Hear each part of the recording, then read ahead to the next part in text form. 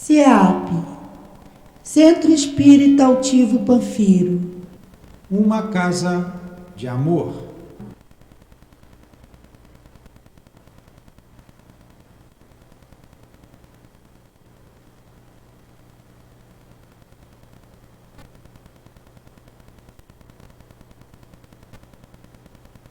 Continuidade ao livro Devassando o Invisível, de Ivone Amaral Pereira.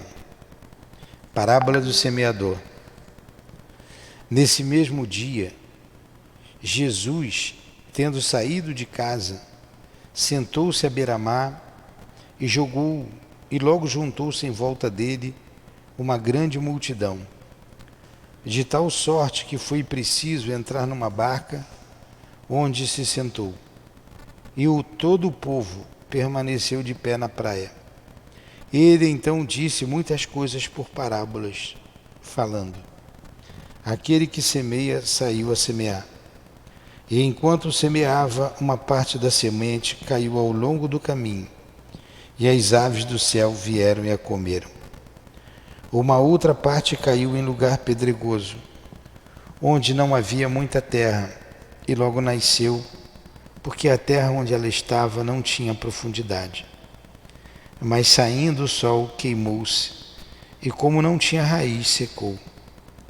Outra parte caiu sobre os espinhos, mas quando os espinhos cresceram, eles sufocaram. Outras finalmente caiu em terra boa e frutificou. Alguns grãos produziram 100 por 1, outros 60, outros 30. Ouça aquele que tem que ouvir. Mateus 13, 1-9.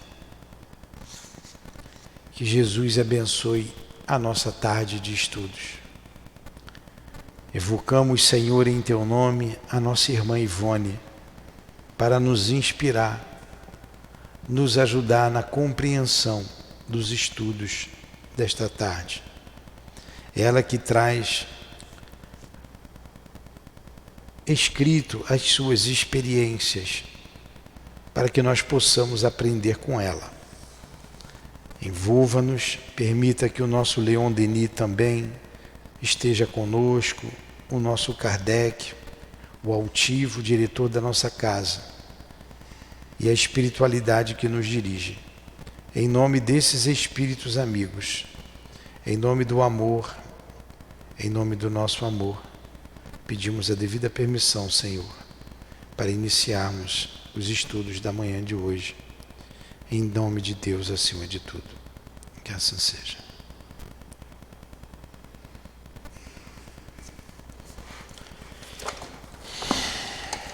Então vamos lá continuar o livro Recordações da Mediunidade. Pede a Dilane, por favor. Eu trouxe o Recordações da Mediunidade, eu trouxe Devassando o Invisível. Pede para ela trazer. Mas de qualquer forma, vamos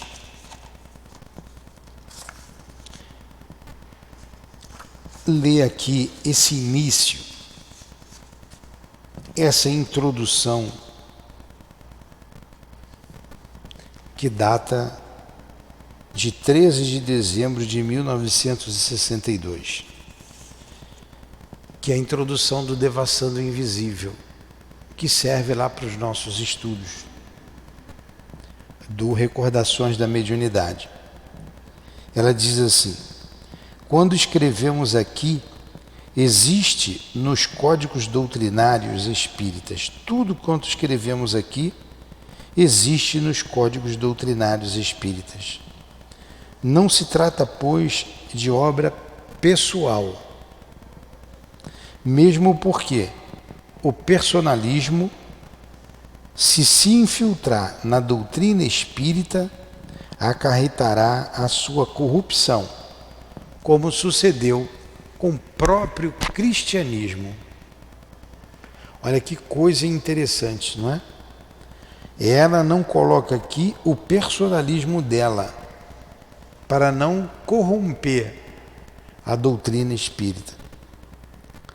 Não apresentamos tampouco frutos da nossa escolha, porquanto a observação, as observações que aqui vêm anotadas foram selecionadas pelos instrutores espirituais e nem sequer tivemos desejo de organizar o presente volume.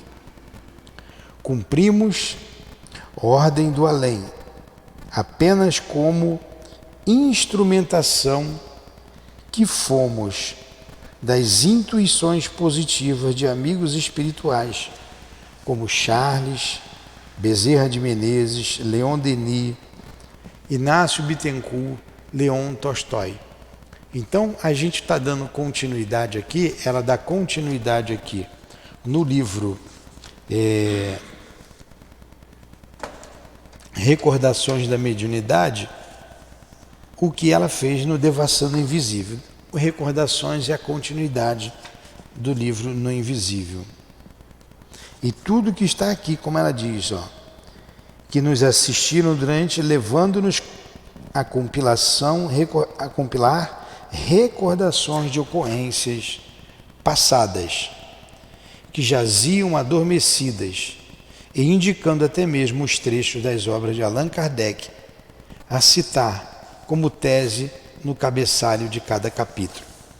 E é o que acontece aqui no complexo obsessão que a gente vem estudando. E ela trouxe,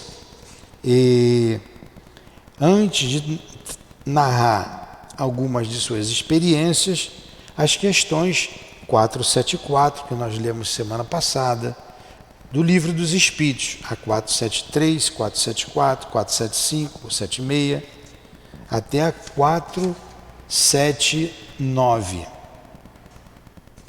Aí ela traz aqui a experiência dela. A prece é em tudo, ou melhor dizendo, é evidente que aí, no que acabamos de ler, que são as perguntas do Livro dos Espíritos, que lemos semana passada, né? Quando, por exemplo, só para recordar uma das questões, a 473. Pode um espírito tomar temporariamente o invólucro corporal de uma pessoa viva, isto é, introduzir-se num corpo animado e obrar em lugar do outro que se acha encarnado nesse corpo? Responde os espíritos. O espírito não entra em um corpo como entras numa casa. Identifica-se com o espírito encarnado, cujos defeitos e qualidades sejam os mesmos que os seus, a fim de obrar conjuntamente com ele. Mas o encarnado é sempre quem atua conforme quer, sobre a matéria de que se acha revestido. Um espírito não pode substituir-se ao que está encarnado, por isso que este terá que permanecer ligado a seu corpo até o termo fixado para sua existência material.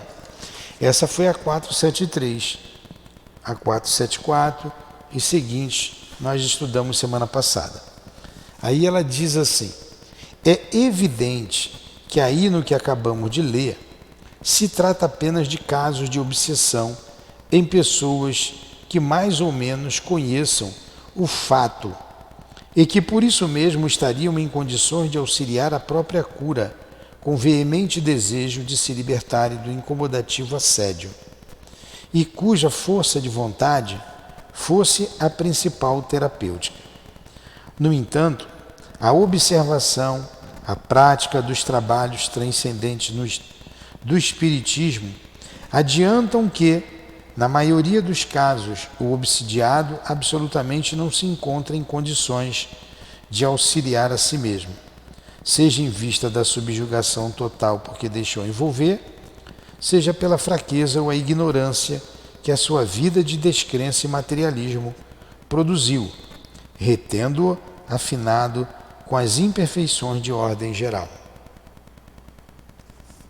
Cumprirá então aos espíritas que tratam do caso, isto é, médiuns e diretores de trabalhos práticos, agirem com o cabedal que a doutrina fornece, a fim de testemunharem o valor da mesma, Como bem vimos nas perguntas citadas, como a observação demonstra, será necessário a uns e outros o conhecimento sólido da doutrina para análise indispensável das comunicações do obsessor e uma dedicação ilimitada ao trabalho, um coração reeducado nos princípios do amor e da fraternidade, equilíbrio moral autêntico, ou pelo menos o desejo sincero de adquirir estas qualidades por meio de esforço diário por uma reforma pessoal, a fim de se imporem ao obsessor pelo exemplo e pureza de sentimentos, assim convencê-lo à própria reforma moral. Então isso aqui é um tratado para os trabalhadores da desobsessão, da chamada reunião de desobsessão.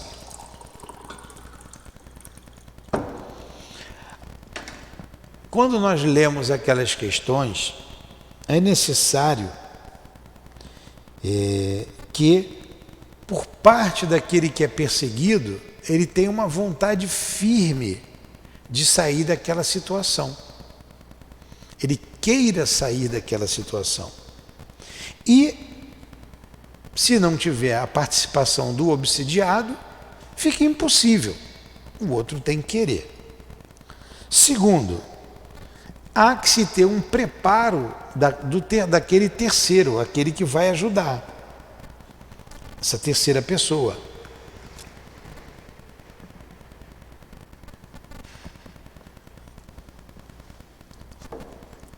E a dona Ivone coloca aqui algumas características, senão os espíritos não se convencerão.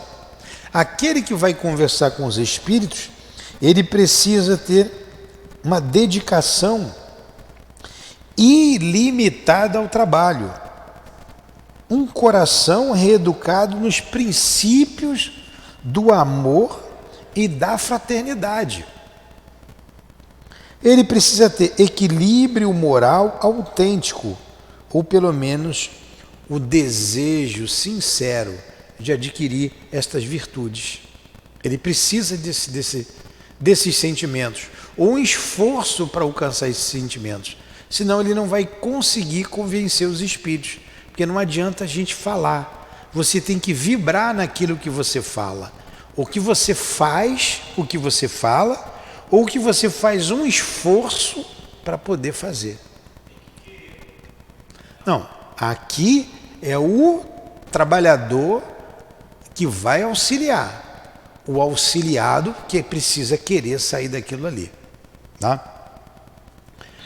Pureza de sentimentos. O próprio médium a sós consigo e suas leituras e preces muito poderá contribuir para a conversão do espírito endurecido, pois os seus exemplos e o amor que por ele demonstrar cativá-lo-ão, e ele se tornará um amigo e daí aceitar os conselhos sugeridos, e a distância será menor. Quantos desses espíritos que são convencidos numa reunião dessas tornam-se amigos daqueles espíritos, daqueles encarnados que o ajudaram ali? Quantos? A dona Ivone vai dar um exemplo aqui, daqui a pouquinho.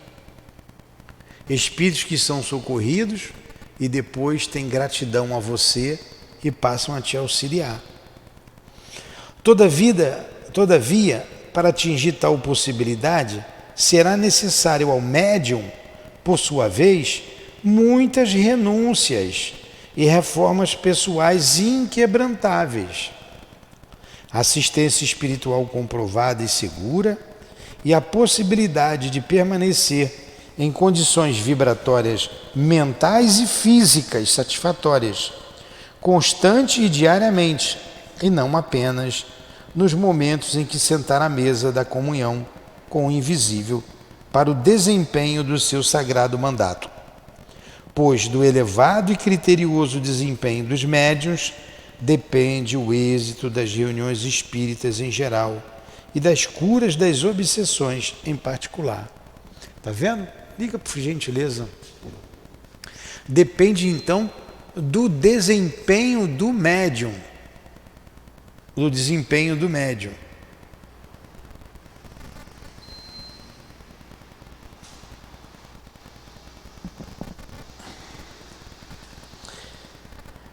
Dos diretores de sessões, pode-se dizer, portanto, que esses trabalhos são fruto de uma comunhão sublime entre médiuns, diretores de sessões e guias espirituais, sob o patrocínio do Cristo de Deus, mestre maior de toda a ciência, e que por isso mesmo todos temos grandes responsabilidades no desempenho. É sagrado para todos e não poderá ser realizado com indiferença ou menor grau de dedicação. Daí o imaginarmos que os trabalhos para curas de obsessão deviam ser especialidades de determinados espíritas e sempre realizados em ambientes discretos, onde quaisquer rumores do mundo não penetrassem, pois é sabido, por quantos se dedicam às investigações transcendentais, que as vibrações ambientes influem poderosamente, bem ou mal, nos trabalhos práticos do Espiritismo.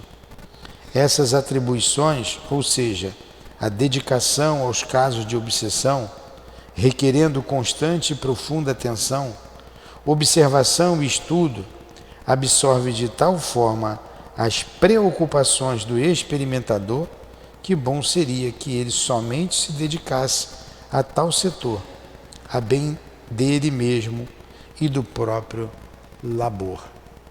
Olha como é sério um trabalho de desobsessão.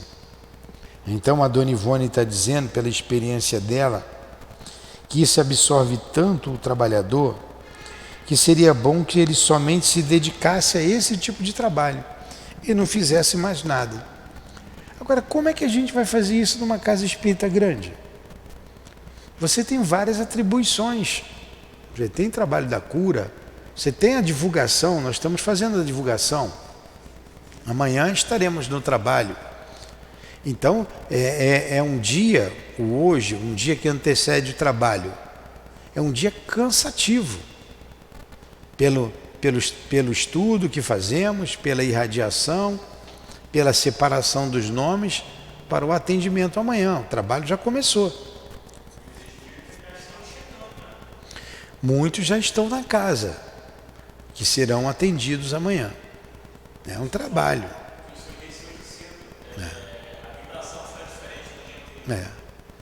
É um trabalho complexíssimo, que tem que ter a dedicação de cada um, de cada trabalhador.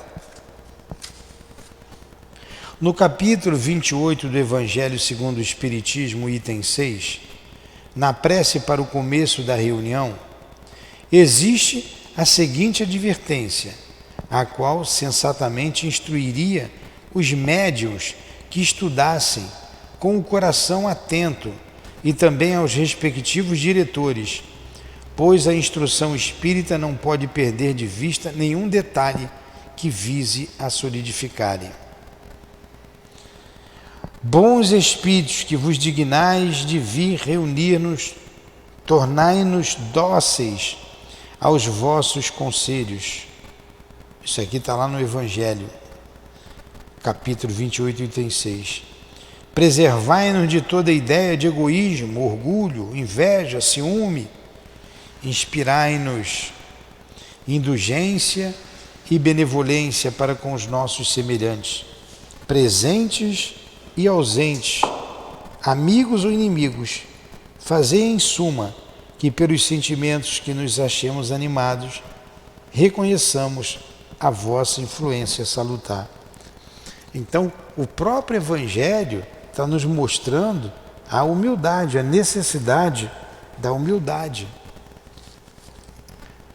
De se prevenir dos sentimentos de inveja, de rancor, de mágoa. Como que você vai falar com o espírito que está perseguindo o outro se você tem sentimento de mágoa? Se você está chateado, aborrecido com alguém? Se você tem sentimento de inveja? Como? Pois é um trabalho complexo. Dai aos médiuns que escolhesses, isso é na prece ainda, que está lá no capítulo da prece, ó. Dai aos médiuns que escolherdes para transmissores do vosso ensinamentos, consciência do mandato que lhes é conferido e da gravidade do ato que vão praticar, a fim de que o façam com fervor e o recolhimento precisos. Entretanto, nem todos os obsessores são verdadeiramente maus, e de muitos deles podemos fazer amigos espirituais nossos. Foi o que nós falamos. Nem todos os obsessores são maus. E na conversa eles são ajudados, ele passa a ser seu amigo, passa a ser simpático a você, passa a te ajudar.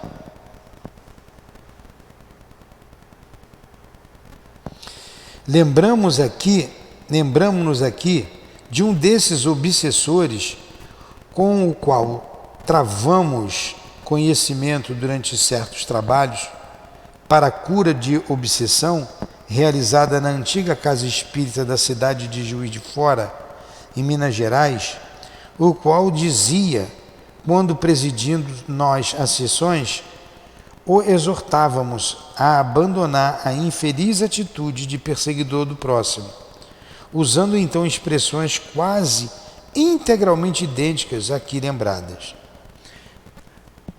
Perdoe, minha querida, é com pesar que a contrario. Peça-me qualquer outra coisa e eu atenderei com o coração nas mãos. Isso aí é o obsessor dizendo para a Dona Ivone conversando com ele. Ele gostava dela. Ela está falando, ela vai fazer de uma amizade que ela fez com um desses obsessores. Então ela conversava com ele e ele dizia assim para ela: perdoe-me, minha querida, perdoe. É com pesar que a contrario. Peça-me qualquer coisa e eu a atenderei com o coração nas mãos.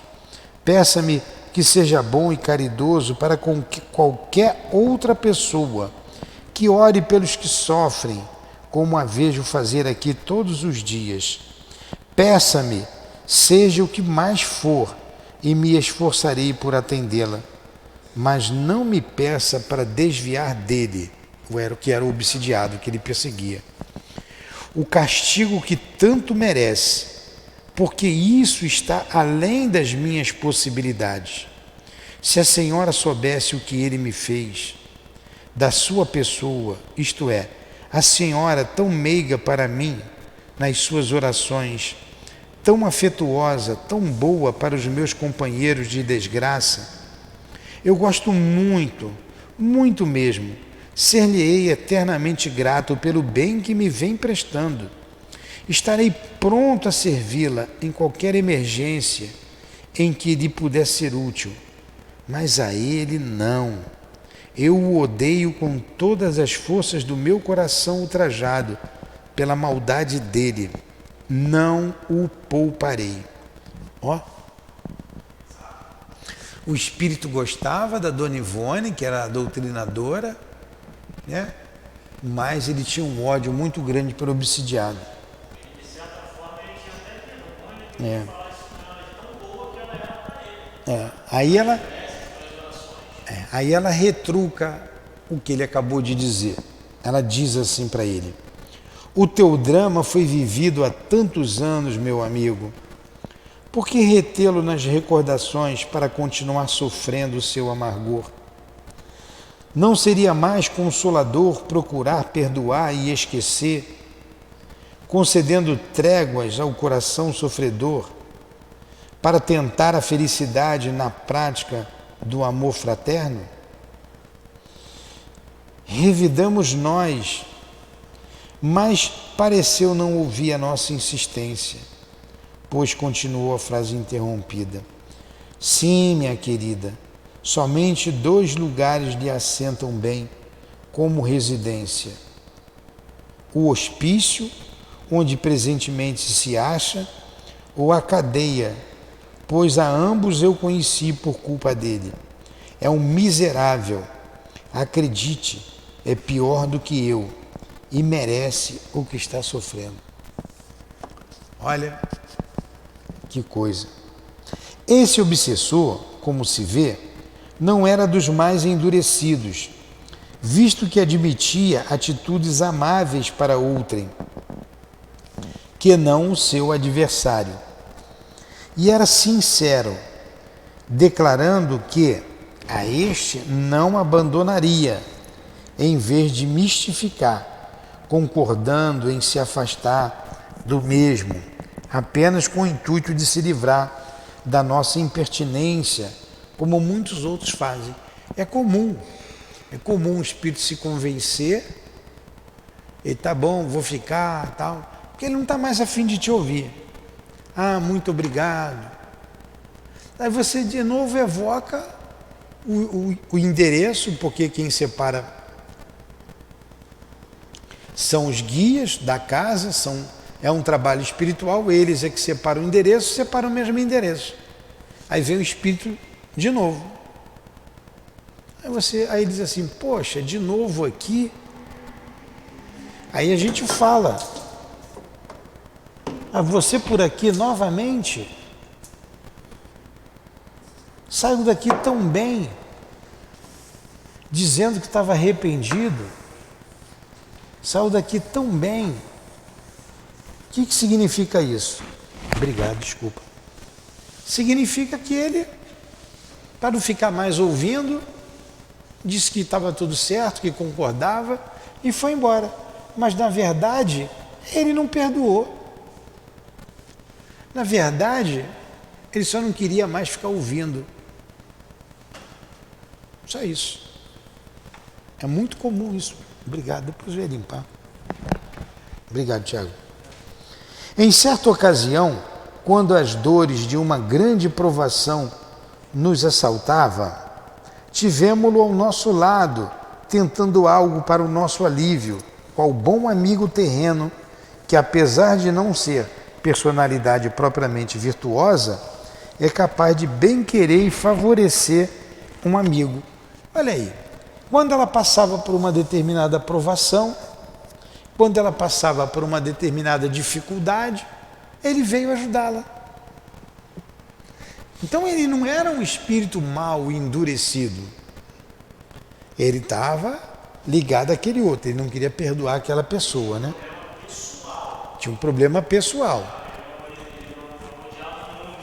Exatamente. Era um problema pessoal. Às vezes você tem inimigos da doutrina, inimigos do Cristo, aí são espíritos mais endurecidos, é um diálogo mais difícil, muitas vezes não tem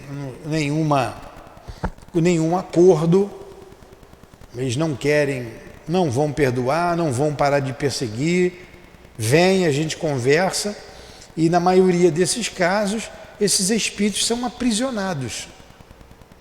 São aprisionados. Toda casa organizada que tem esse tipo de trabalho, os espíritos têm um local que serve de prisão, e é na Terra. Eles ficam presos. É cerceada a liberdade deles. Espíritos que estão, às vezes, em cima, atrapalhando muito os médiuns, né? Aí a nossa a Cida que faz isso, esse espírito já desencarnado, quando encarnada ela fazia com o espírito João. Agora está ela e João do outro lado fazendo o mesmo trabalho. Ela escolhe, bota o nome da casa e vem esses espíritos. Todos eles endurecidos demais.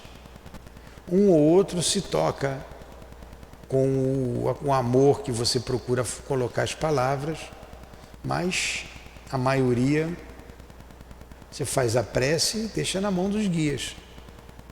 Deixa na mão dos guias. Cerca de 1 ano mais tarde, no entanto, cansou-se de praticar vingança, envergonhou-se do próprio procedimento e, porque já tivesse adquirido conhecimentos razoáveis sobre o Evangelho e a doutrina espírita, graças à convivência com os componentes das aludidas sessões, arrependeu-se, abandonou a presa, que se recuperou lentamente e despediu-se de nós para novos ciclos de progresso. Olha só, ele levou 1 ano. Às vezes a gente quer um resultado imediato, bota o nome ali para o socorro espiritual e você vai atender, quer que em meia hora, em 15 minutos, o espírito se convença de algo que ele já está às vezes há décadas, às vezes séculos, às vezes milênios, sem solução? Como um determinado espírito que veio aqui e disse: aonde tiver o Cristo, onde tiver o amor, o nome do Cristo, eu vou perseguir. Aonde tiver, e não teve acordo, não teve acordo. Mas, meu amigo, você pode ser banido até do planeta, a gente mostra para ele o que pode acontecer, ele vê e diz assim, ó, mesmo assim, um ódio ferrenho. Quando eles ficam presos, não é que eles estão numa cadeia igual a nossa aqui, estão presos numa cadeia igual a nossa, mas não igual, é igual, mas não é igual porque está preso. Mas são evangelizados todos os dias. As aulas, os estudos passados aqui, vai lá dentro, eles têm que ouvir. Outros que já podem vir até aqui, alguns outros mais calmos, são trazidos por guardas, sentam, assistem e depois vão embora. Então, é um trabalho que requer tempo. Lá o Agenor Penalva, do livro que a própria Dona Ivone escreveu com o Camilo, né? Ela foi a médium, Camilo o espírito, e Leon Denis colocou a doutrina espírita. Ele estava preso há 38 anos. 38 anos. Todo dia ia um espírito lá elevado, que foi o padre aqui na Terra, é o Miguel de Santarém. O padre Santarém, todos os dias ia lá ler o Evangelho para ele. Ele tinha que fazer uma resenha do Evangelho, tinha que fazer um trabalho, tinha que analisar, e estava sendo dado a ele uma última oportunidade de continuar no planeta Terra, senão ele seria banido do planeta. O que os guias não queriam fazer, porque seria doloroso demais. Então, a ordem veio de Jesus Cristo, porque eles recorreram a Maria, Maria foi a Jesus, e Jesus recomendou todo o amor possível com aquele espírito, para evitar que ele fosse banido do planeta. Ó, quanto amor! Quanto amor! Porque seria muito doloroso para ele. E o Miguel de Santarém dizia assim, a gente está pensando nem colocar ele no planeta, deixar ele no orbe, em torno, o que já é um grande sofrimento. Já é algo insuportável para nós, de tanta dor. Ó, não botar ele nem para reencarnar. E porque os débitos que ele tinha diante da lei de Deus, era um obsessor, chefe de pequena falange, era suicida, homicida, levou várias pessoas ao homicídio, ao suicídio, várias donzelas ao suicídio, abandonou a própria mãe, o pai, fez tudo de mal que um ser humano pode fazer, ele fez. E o amor de Jesus por ele é imenso. Na verdade, quando pede, há muitos anos, a gente fala com os espíritos, a gente vem falando, E quando pede essas qualidades todas, a gente reconhece que não possui. E são os guias, os benfeitores, amorosos e bondosos, que fazem a nossa vez, nos inspiram, nos ajudam. E para nós é um aprendizado. A gente está aprendendo a amar, a gente está aprendendo a desenvolver o amor dentro de nós. É uma luta que nós travamos com nós mesmos. Então, é a boa vontade que nós temos de vir aqui trabalhar. A gente vem fazer a nossa parte, confiamos nos guias para atender esses espíritos que tanto sofrem e tanto fazem sofrer. Mas da nossa parte, né, não se compara a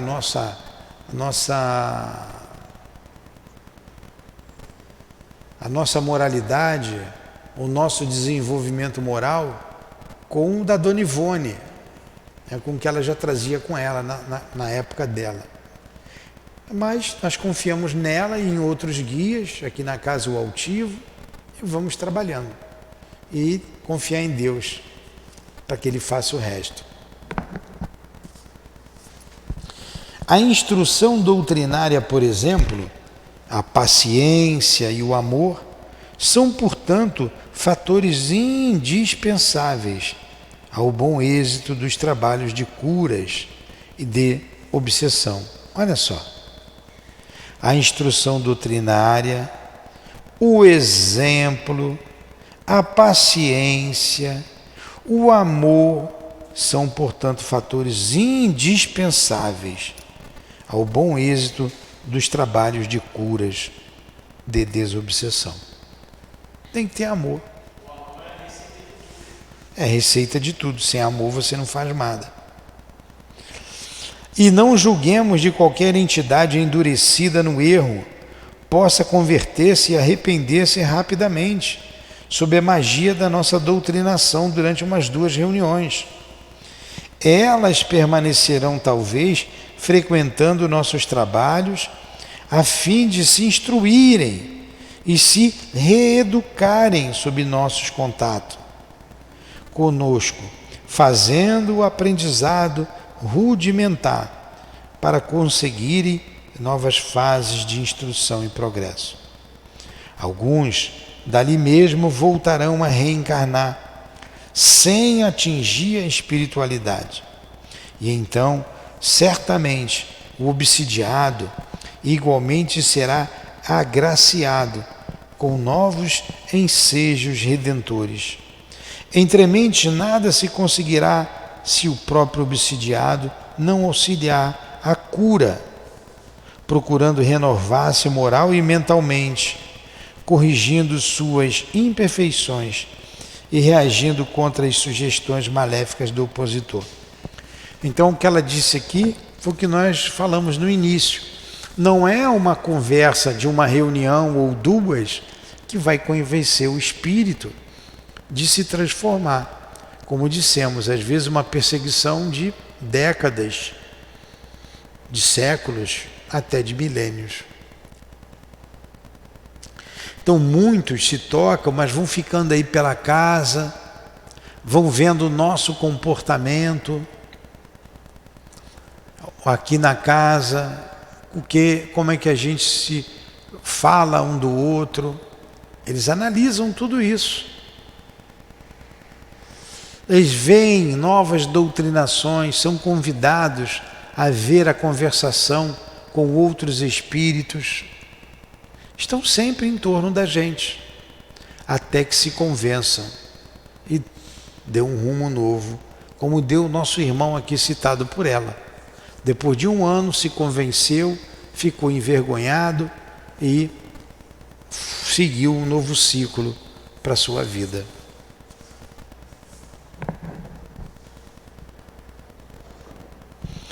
Pela prece humilde e fervorosa, ele muito conseguirá para si próprio, pois tal procedimento digno e agradável às leis de Deus cansará o obsessor, que cedo se retirará, compreendendo que a si mesmo ofende quando procura ofender o próximo.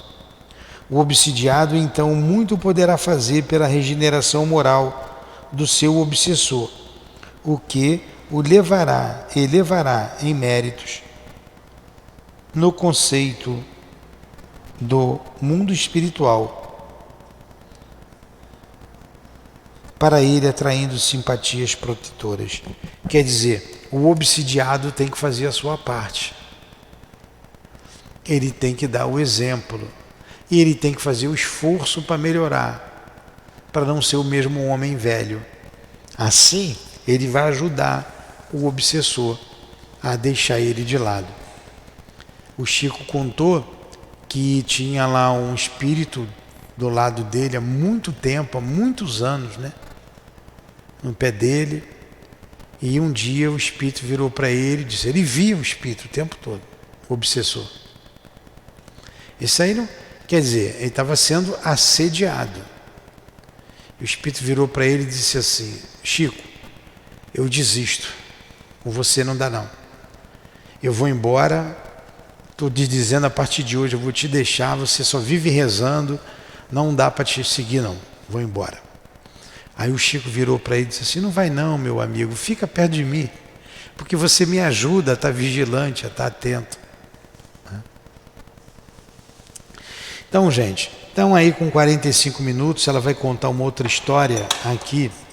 Ó, ainda o Evangelho, aí semana que vem a gente continua daqui, tá? A página 178. Vocês desculpem o meu tropeço aqui com o livro, é o cansaço. Hoje é um dia muito cansativo, muito puxado para a gente aqui. 178. E até o Tico e o Teco aqui se ajeitarem na cabeça, a gente leva um tempo. Então que Jesus e os bons espíritos nos perdoem as falhas. Nós, médiuns, trabalhadores, ainda imperfeitos, mas já lutando para melhorar, para resolver as nossas más tendências, mudá-las. Pedimos então forças para assim conseguirmos. Pedimos por todos aqueles que trabalham com esses espíritos sofredores, às vezes perseguidores. Pedimos, Jesus, por todos esses espíritos sofredores, por todos esses perseguidores, por todos que já se encontram em nossa casa para ouvir o Teu Evangelho, para ouvir os médiuns, ouvir os benfeitores. Envolva-os, Senhor, com o Teu amor. De nós mesmos nada podemos, nada sabemos ou muito pouco sabemos. Ajuda-os, inspira-nos desde já, para que no momento em que precisarmos estar com eles, ajudados por Ti, consigamos ajudá-los. Pedimos, Senhor, por todos os que sofrem, por todos os espíritos que choram, encarnados e desencarnados. Como disse a rainha de França, por todos aqueles que não alcançaram o reino dos céus. Misericórdia, Senhor, misericórdia. Misericórdia para nós, que já temos o conhecimento, mas ainda não conseguimos praticá-lo na sua plenitude. Mais uma vez, perdoa-nos e nos ajude a encontrar o equilíbrio, a encontrar a paz no coração, a encontrarmos a estabilidade. Despeça-nos e que essas vibrações amorosas envolva toda a nossa casa, aqueles que estão presos, como aqui dissemos, recebam esta vibração, Jesus, o perfume das rosas, esse delicado perfume possa inebriá-los, como o símbolo do amor e da esperança. Que seja então em nome desses benfeitores que dirigem a nossa casa espírita, a nossa casa de amor, desses benfeitores que trabalham junto a todos nós sofredores, em nome da Dona Ivone, do Charles, de Leon Denis, dos seus benfeitores e nossos benfeitores, em nome do Dr. Bezerra, do nosso altivo, das nossas queridas irmãs, em nome do amor, do nosso amor. Mas acima de tudo, em nome do amor de Deus, nosso Pai, é que damos por encerrado os estudos da tarde de hoje. Que assim seja.